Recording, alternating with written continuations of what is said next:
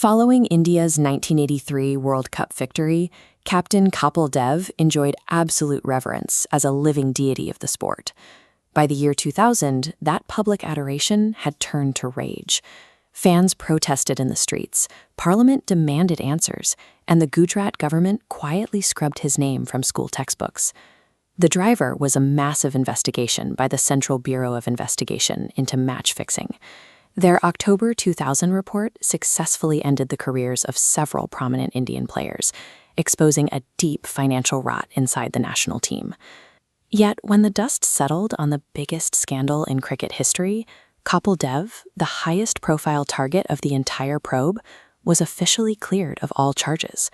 How did the central figure in a nationwide investigation, surrounded by a mountain of circumstantial evidence, manage to walk away with a clean chit? Suspicion first began with the tactical decisions on the pitch. Throughout the late 80s and 90s, fans noticed bizarre choices from the Indian bench, peaking during a 1999 Test match against New Zealand. This chart shows India's massive run lead in that 1999 match. They scored 583 runs, bowling New Zealand out for 308. With a 275-run lead, the standard move is enforcing the follow-on. Instead, Dev refused. Bookmakers reportedly knew this decision a day before. These whispers became a public crisis when Manoj Prabhakar alleged a senior teammate offered him 25 lakh rupees to intentionally throw a match against Pakistan. For years, Prabhakar kept the player's identity a secret, but under questioning by the CBI, he explicitly named Kapil Dev as the man who offered the bribe.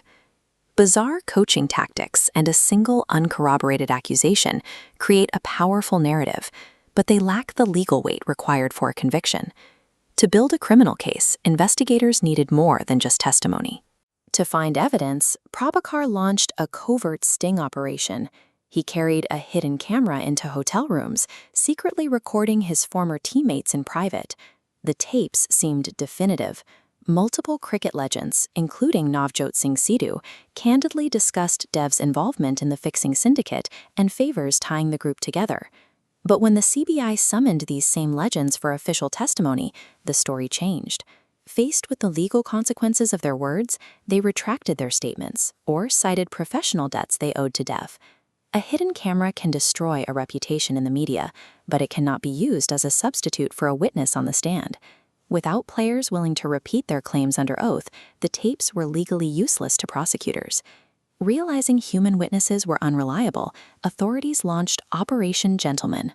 This joint effort between the CBI and the Income Tax Department shifted the focus away from locker room talk and toward a financial paper trail. During a raid on a bookmaker, investigators discovered an accounting diary.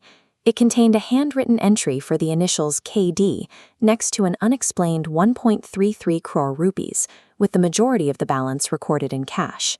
The raids uncovered several bizarre anomalies: a BMW from a phantom sponsor, and 100 acres of land from a seller who vanished. The CBI successfully proved that Kapil Dev possessed massive, unexplained wealth that did not align with his reported income. But investigators hit a final brick wall. Proving unexplained wealth is tax evasion. It is not the same as proving match fixing. Without a direct link between a specific payment and a specific play on the field, the criminal charges could not be sustained. The investigation eventually ran out of road.